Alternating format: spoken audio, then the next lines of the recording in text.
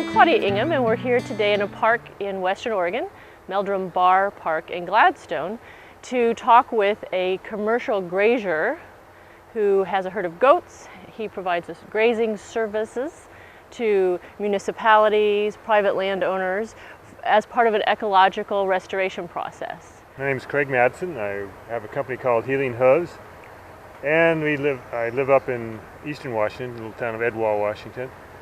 And a number of years ago, I was working for the Natural Resource Conservation Service, and I was looking for a change. And there was a number of people that I heard talking about using goats and other animals for vegetation management. And it seemed like there was an opportunity. This was back in around 2000. And so I started doing some more research about the possibility, and we got a few small new number of animals because I never had any. Grew up on a small farm, a beef cattle farm. We had 60 head of beef cows, but no sheep or goats. So I never had any experience really working with goats. So I figured, well, I better figure out if I like goats. So I bought a few head of goats, and like 3, and then they were bred, and we went from 3 to 7 goats, and they were very interesting animals. They're very outgoing animals. So we seemed like it was going to work. So we started building up a herd. Fred and I got together and started building up a herd, and we started doing that, and then they started looking at projects. When people are managing plant communities like in this park, there's a variety of plants, a treed overstory, as in much of Western Oregon where we have high rainfall, and then we look at the understory, which has a variety of herbaceous plants, broadleaf plants, and a few grasses. In the case of this location, there are a lot of things that are desirable, but also a predominance of invasive plants. The goats potentially will eat all of it.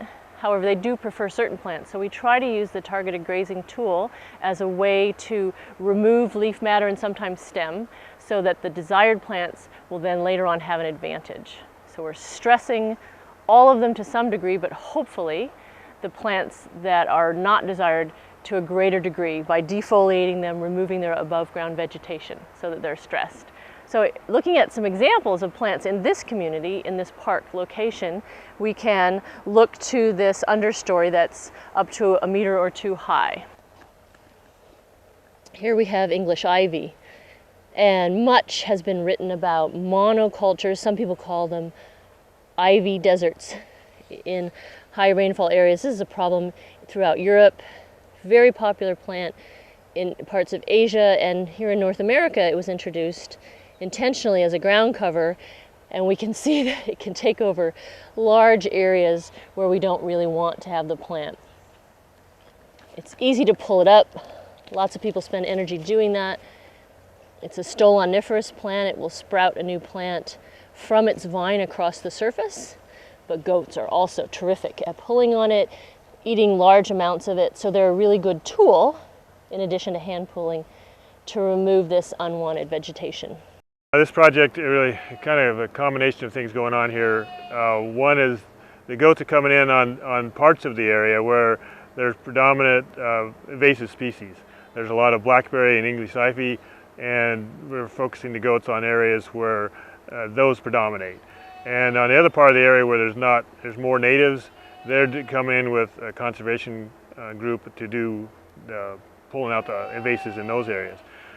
So again, at the goats, some of these areas that we're coming into with the blackberries, these are blackberries that have been here a lot of years, so they're, 6 to 8 feet tall, climbing over top of the old canes. So it's very difficult for people, unless they're really determined people, to go into those sites to reclaim those areas. So we're getting in the goats in there. You can go in there initially, open that site up, and use that as the goats here we're using the goats essentially as an initial treatment to come in there, open that site up, make it a lot easier to go in with the next step, which is they're going to have to come in and deal with the root system. Craig, do you think these blackberries maybe have been here for decades? Well, in this particular spot, I would say no, because the fact that there's you don't see the old canes here. They probably, the sites, when you get to the stuff that's been here a lot of years, it'll be 8 to 10 feet tall, and so that you see the old. Essentially, it climbs up over top of the old canes. Here, these are really essentially a new infestation, because you don't see a lot of the old canes here. These are they're very low to the ground, so it's actually moved into the site fairly recently because of that. And I'm not sure, don't know the exact background of this particular area, so it's hard to tell exactly why this is more recently. But there's other parts of the park where we've been working on. There's an island over here that we worked on that it hadn't been touched for many years, and it was very dense blackberries.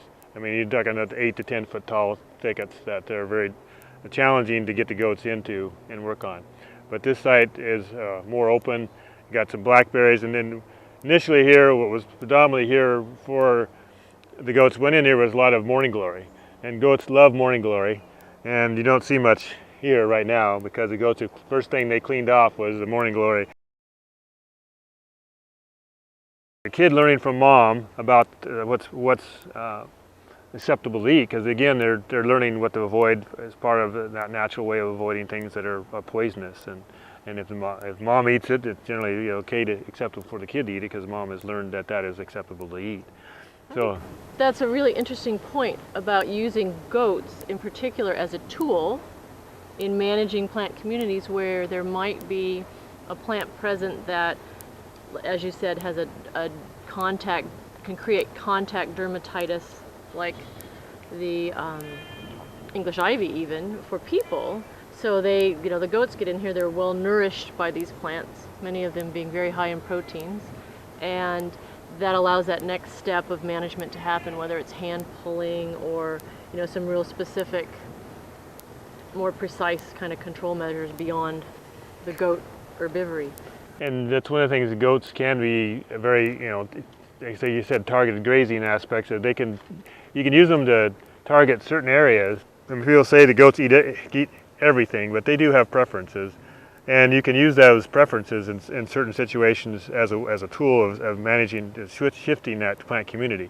In this situation where we're just more predominantly, the plant community is a lot of invasives here. We're not, and when you got shrubs and native shrubs and invasives in a location, they'll eat the blackberries and the native shrubs. I mean, they don't have, unless there's certain native shrubs that they will avoid, such as like some of the Oregon grapes and salal, and some of those they would tend to, it won't, just some of the waxiness nature of that leaf or some characteristic, that leaf characteristic, they won't utilize very well unless you really push them. That's interesting. And of course, salal and Oregon grape are some of our native shrubs, and we want to conserve those. Those are preferred in these, what we want to have as a natural setting. So that's an advantage. We know people also will use sheep or other species of livestock for plant control, as you talked about, but for the sorts of jobs that you're doing, having the browsing animal like the goat is really a powerful tool.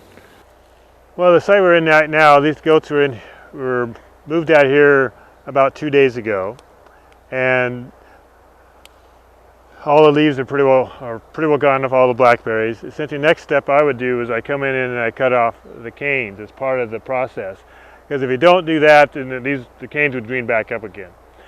So there's a couple ways of doing it. So that makes it the treatment lasts a lot longer. So, and that's beneficial, as well as it would make it easier for the next people to come in.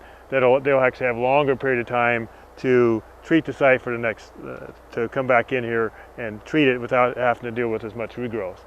And essentially this area here was like I say 2 days ago, and if we looked across the way on the island side where they've been out of there for about almost a week now, and their canes have been cut off over there, and that situation, so it looks a lot browner over there, and it's not going to, the canes won't regrow because they've been cut off, so they have to come back from the root system. So it's going to take a lot longer for it to have regrowth on that site. I mean, if you wanted to do this solely with goats, you could do that.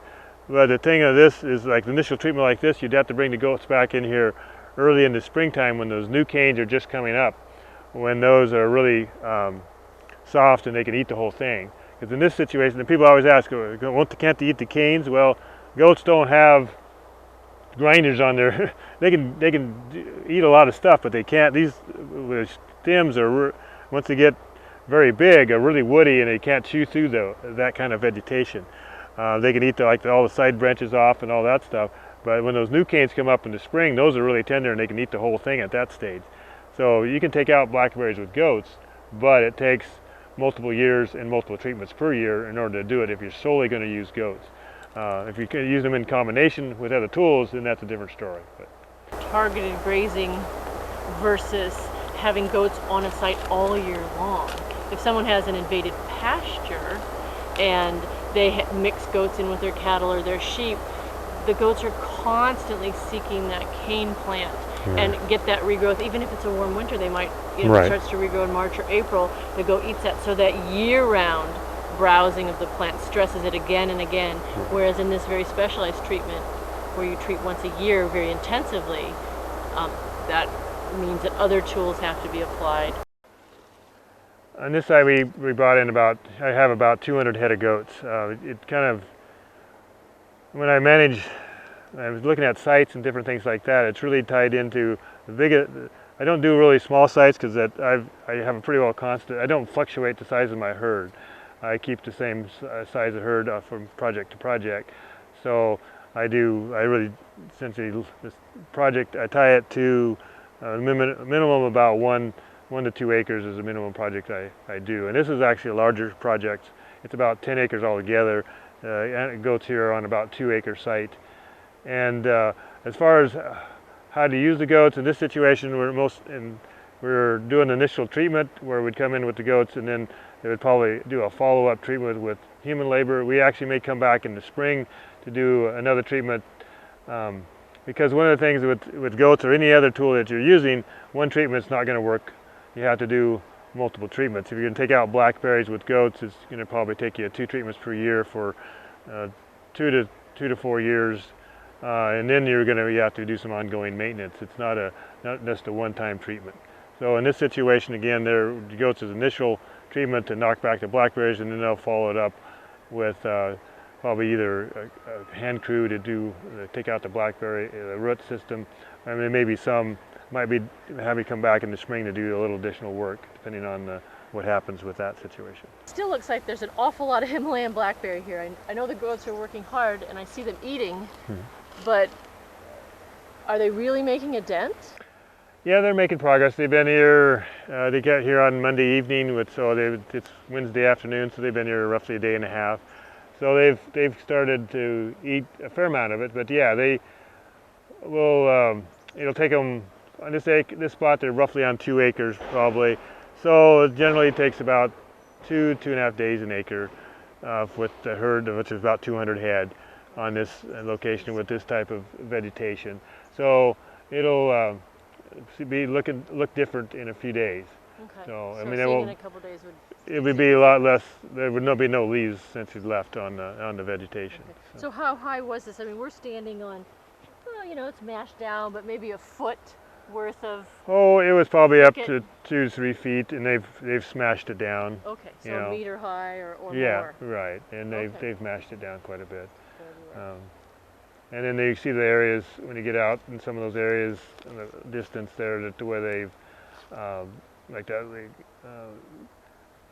That was all covered up. That the tree branch, that you can see kind of that tree laying down there, that was covered. You couldn't see that, so they've ate a lot of that vegetation off. Even a lot of it. I know some people who've hired goats to do these kinds of jobs, and they confine them in an area like you have here, but not finding stumps and big earthen mounds where they find whole vehicles, farm equipment, all kinds of things underneath the canopy.